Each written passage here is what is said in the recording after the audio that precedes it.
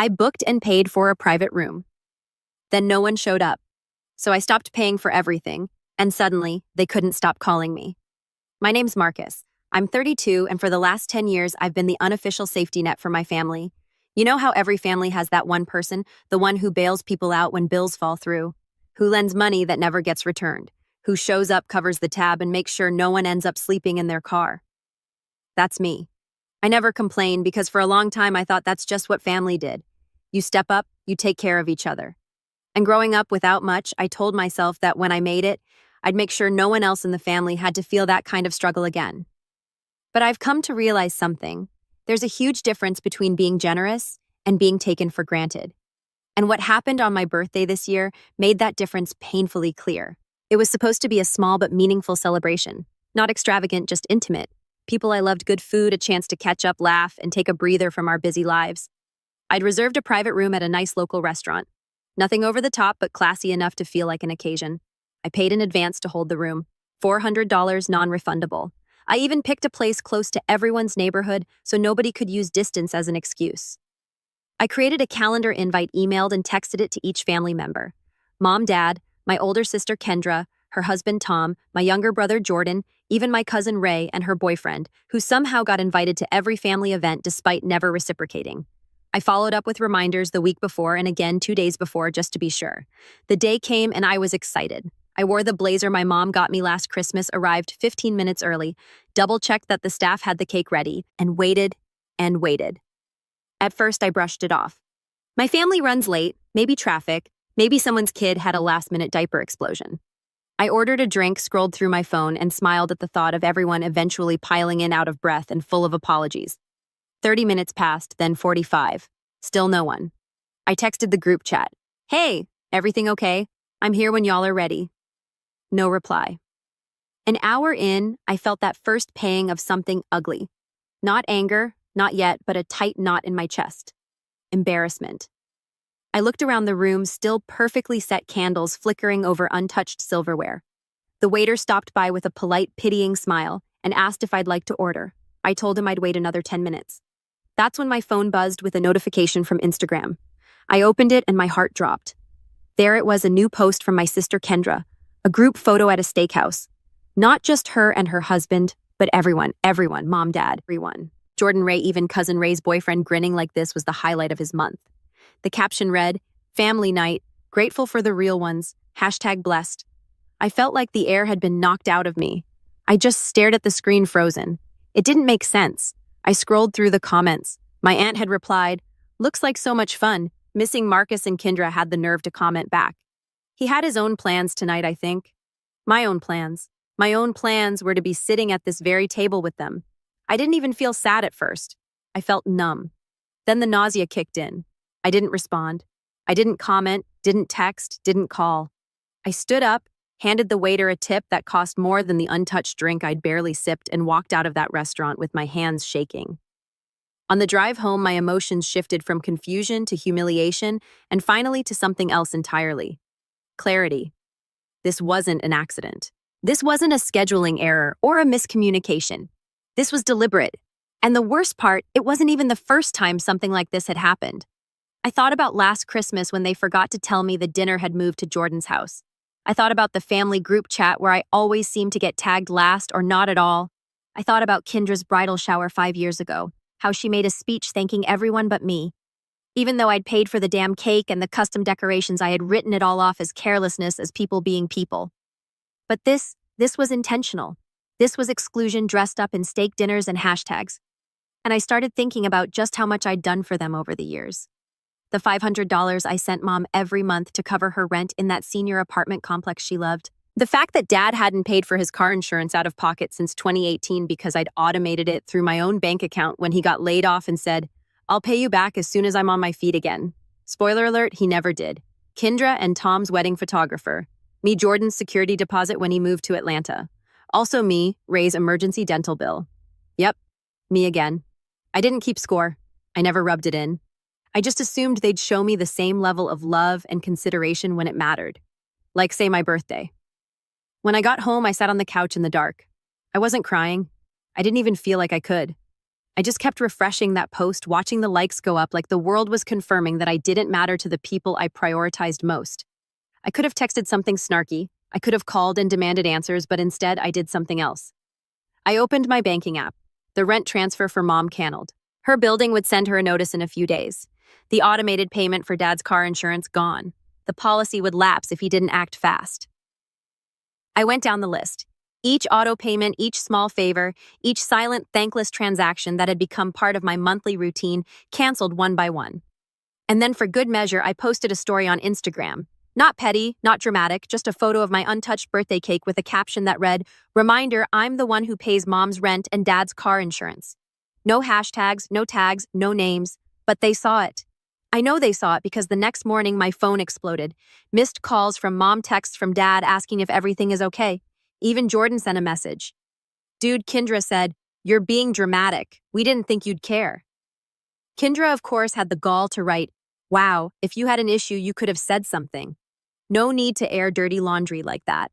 Right. I was the one airing dirty laundry, not the people who ghosted me on my birthday for a family night. I wasn't invited to, but I didn't answer. Not one of them. I left every text on read, every call to ring out. I went silent. I wasn't even sure what I wanted from them. An apology, a reason. Maybe I just wanted them to sit in the silence for once, to feel the absence of me the way I'd felt theirs. Let the utilities lapse, let the rent notices pile up, let them wonder if maybe, just maybe, the person they'd overlooked had finally stopped showing up. And the thing is, that was just the beginning. I didn't expect the silence to hit them so fast or so hard. By the afternoon, Mom had called 4 times. The last voicemail she left was oddly chipper.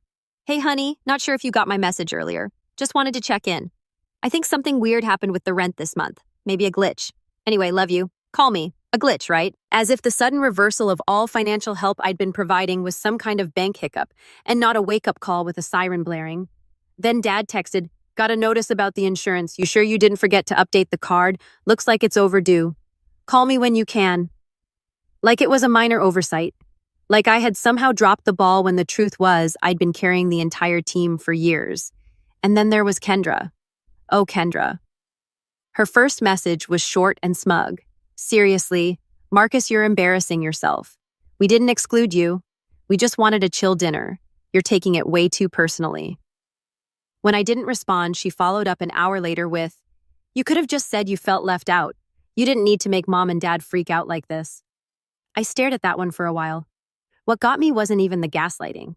It was how quickly she pivoted from mocking me to blaming me for the consequences of their actions. Like I had somehow caused all this by reacting to their cruelty instead of the fact that they'd orchestrated it in the first place. It wasn't about feelings. It was about a choice, a deliberate one.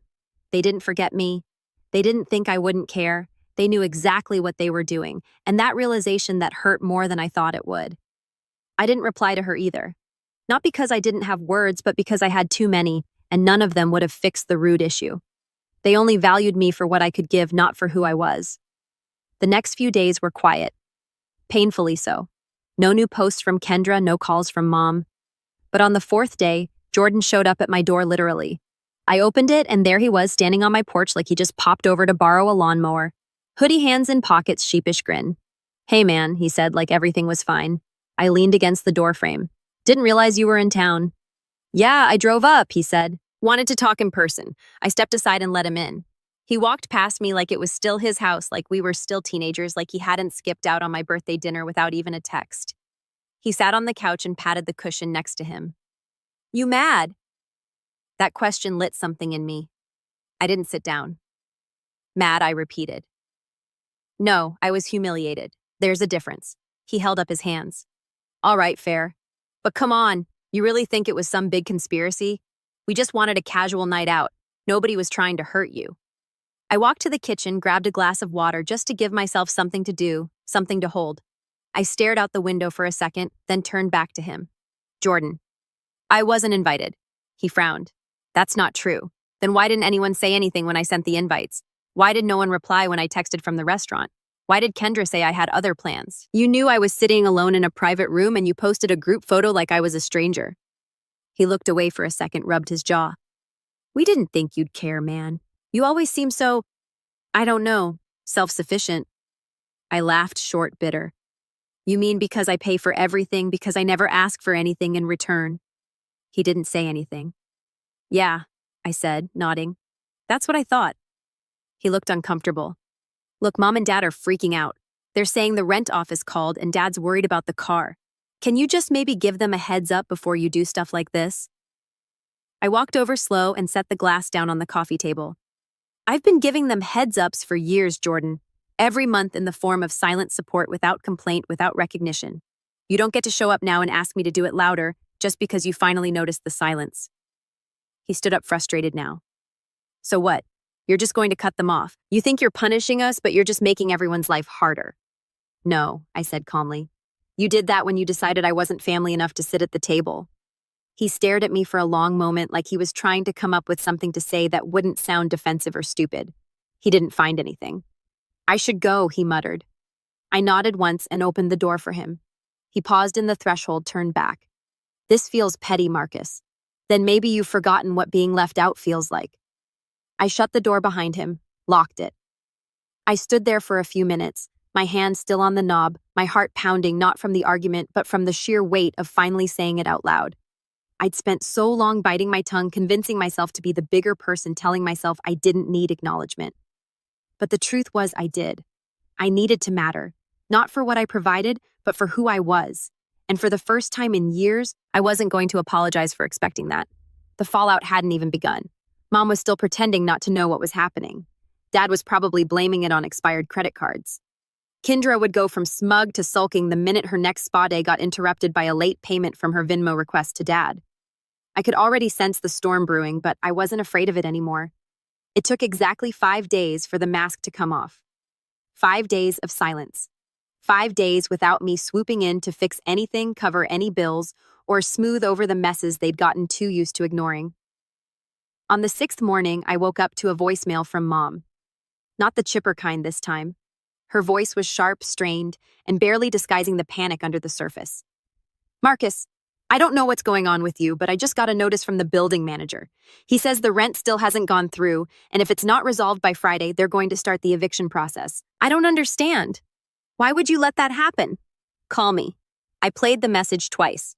Once to hear it, and again to feel it. There was no, I'm sorry, no, we missed you, no recognition of what they'd done. Just confusion that their golden goose had stopped laying rent payments. No mention of the birthday dinner. No mention of me. Just the rent. 2 hours later, I got a similar message from Dad. His was more passive-aggressive. Hey, kiddo, got a letter from the insurance company. Says the car is not covered anymore. You must have changed banks or something. Would have been nice to get a heads up. Anyway, I'm headed to the shop today, so let me know when it's fixed. When it's fixed. Not if. Not, can you help? Just the assumption that I jump right back. And once I'd made my point, like this was all some dramatic little performance I was staging for attention, I didn't answer. Instead, I opened the Notes app on my phone and started typing a list. Every expense I'd covered over the last 3 years. Rent, car insurance, prescription refills, utilities, wedding gifts, emergency loans, surprise birthday dinners for them. Over $42,000, give or take. I wasn't planning to send it, but it felt good to see it, to know that I hadn't imagined how much I'd done because they clearly had. The turning point came the following Saturday. I was home working through some emails when my doorbell rang. I checked the camera. Kendra, hair-done, sunglasses on, holding a tray of what looked like cupcakes, store-bought but repackaged in a decorative tin like that, made it more personal. I almost didn't open the door, but some part of me wanted to see what she'd say face to face. I cracked the door open. Kendra, she gave a fake smile. Hey, thought I dropped by, brought cupcakes. I didn't reach for them. Why? Her smile faltered. Because it's your birthday week. Well, it was, and I know things got a little weird. I leaned against the frame. Weird. She sighed dramatically. Okay, tense. But you've kind of made it tense, Marcus. You blew up the group chat with that post. I raised an eyebrow. I didn't say anything in the chat. You know what I mean, she said, brushing past me into the living room like she owned the place. You posted that whole thing about paying Mom's rent and Dad's insurance, and now everyone's freaking out thinking you're cutting them off. I shut the door and turned slowly. I didn't say I was cutting anyone off, but you did, Marcus, with the rent and the insurance and everything else. It's not just the money, it's the way you did it. You didn't talk to anyone. You didn't explain. I walked past her, sat down, and finally looked her in the eye. Kendra, did you explain to me why you organized a dinner across town with everyone but me? Did you talk to me before you made that decision? She blinked. It wasn't my dinner. Ray picked the place. I laughed. Hello, hollow sound. Come on. You tagged everyone. You posted the photo. You left a comment saying I had my own plans. That was your message. Don't act surprised that I finally listened to it. Her expression darkened. This is what I mean. You're being dramatic. We didn't think you'd care. You're always doing your own thing. You never ask for anything. You always act like you're better than us. I stood up. No, I act like someone who has boundaries. And you know what? I don't ask for anything because I learned a long time ago that asking doesn't work in this family unless you've got some guilt card to play. But I do show up, I pay, I support, I cover. And you know what I get in return? A seat behind the camera. A footnote in your lives. She put the tin of cupcakes on the table and crossed her arms. So what now? You want us to beg? You want an apology? I walked over, picked up the tin, and handed it back to her. No, I said. I just want honesty. If you don't consider me family, that's fine. But don't smile to my face and then pretend I disappeared on my birthday. Don't take my money and then act like my absence is no big deal. You want things back to normal? That was never normal. Her face flushed. Mom's scared she's going to lose her place. Dad's car is uninsured.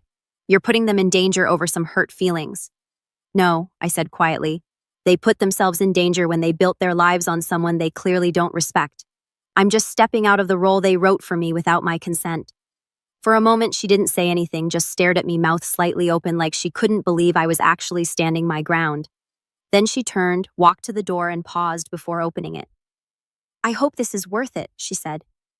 I hope it makes you think, I replied. And then she left. The fallout came quick after that. Mom called crying 2 days later. Not apologizing, just panicked. I don't know what we're supposed to do. They said we have until Friday, or they'll start the process. Why are you doing this, Marcus? I almost answered. Almost. But instead, I wrote something. A message I'd send once the dust settled. Once I was sure they'd finally see me for more than just what I provided, I waited a full week before sending the message. 7 days of ignored texts, missed calls, and a group chat. So eerily quiet you'd think someone passed away. Only they hadn't. They just lost their free ride, and they were starting to realize it. Mom texted me 5 times in one day. Once to beg, once to guilt trip, and 3 more times to remind me she wasn't getting any younger and needed stability at her age. No mention of the birthday, no mention of the dinner, just the same cycle of expectations. Only this time with a little more panic in her tone. Dad left me a voicemail that actually made me sit down. Marcus, I don't know what happened. I know we've made mistakes. Your mother, your sister, me too. But this insurance situation is serious. If something happens and I'm not covered, please, son, don't make us pay for something Kendra did. That one hit different. Not because of the guilt trip, because of the truth in it. For once he acknowledged that someone had done something wrong and it wasn't me. That was new. Still, it didn't change the facts. He'd benefited just as much. He'd watched it happen over and over again, and silence is still complicity. So I sat down, pulled up my notes, and wrote the message. It wasn't emotional. It wasn't cruel. It was just honest. Hi, everyone. I wanted to clarify a few things since there seems to be confusion. I didn't cut anyone off. I simply stopped doing things I was never thanked for in the first place. The rent, the car insurance, the bills. I did those things because I wanted to help. But I've come to realize that my support was never appreciated, just expected. I spent my birthday sitting alone in a restaurant I paid for. No one showed. No one texted. Instead, you all had a separate dinner and posted about it like I didn't exist. That wasn't an oversight. That was a message. And I heard it loud and clear. So here's where things stand. I'm not going to pay for people who don't treat me like family. If that changes, we can talk. But until then, I'm prioritizing people who show up for me, not just my wallet. Marcus, I sent it. No fluff. No room for misinterpretation. I even watched the little scene by icons pop up one by one in the family group chat.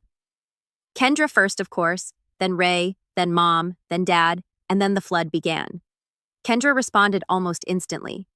Wow, I can't believe you'd air all this in front of everyone. Way to make us all feel like garbage. I didn't reply. Mom followed up a minute later. I understand you're hurt, but don't punish everyone over one night. We love you. We've always loved you. That one stung because it was technically true. But loving someone while constantly taking from them without care or respect, that's not love. That's ownership. Then Ray, I didn't even know it was your birthday dinner. Kendra just said you were doing your own thing. Don't drag me into this. Typical Ray, always the first to backpedal when accountability knocks. Dad didn't respond in the chat, but a couple hours later, he sent a private message. I messed up. You've done more for this family than any of us ever acknowledged. I let your sister run the show because it was easier. I should have stepped in a long time ago. You didn't deserve what happened. If you're open to it, I'd like to sit down. Just us. That took me by surprise. I didn't answer right away. I let a few days pass, not out of pettiness, just to see what they do without me. Mom started dropping passive-aggressive Facebook posts. You know the type. Family isn't always about blood. And some people only do nice things so they can hold them over your head later. Kendra doubled down by posting Instagram stories of her new family dinners with her friends, complete with captions like, "At least these people show up." Rai went silent, which was probably for the best. And Jordan, he actually texted me. Just wanted to say, "I get it now. I thought you were overreacting, but yeah, that was low. If you ever want to hang out, just us. I'm down. No pressure." I stared at that message longer than I should have. Jordan had always been the one who floated somewhere in the middle. Too passive to stand up for me, too loyal to Kendra to question her. But maybe now he was finally seeing what I saw.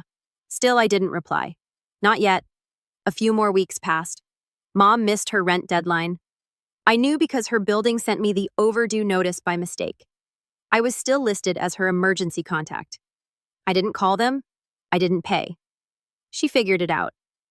Eventually, Dad ended up missing a DMV renewal because his expired insurance lapsed in the system. He paid out of pocket.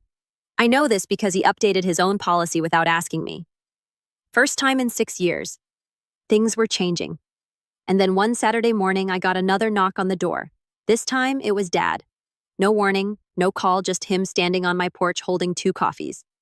He looked older than I remembered, grayer, heavier around the eyes. I opened the door slowly. "You drove all the way up here." He handed me one of the cups. "Didn't think you'd answer the phone." I stepped aside. "You were right." We sat in silence for a while, just sipped our coffee, watched the neighborhood kids ride their bikes past the house. It felt normal until he broke the silence. "I read your message a few times," he said. "I think I needed to see it in writing." I didn't realize how blind I'd been. I didn't say anything. I let Kendra do too much of the talking.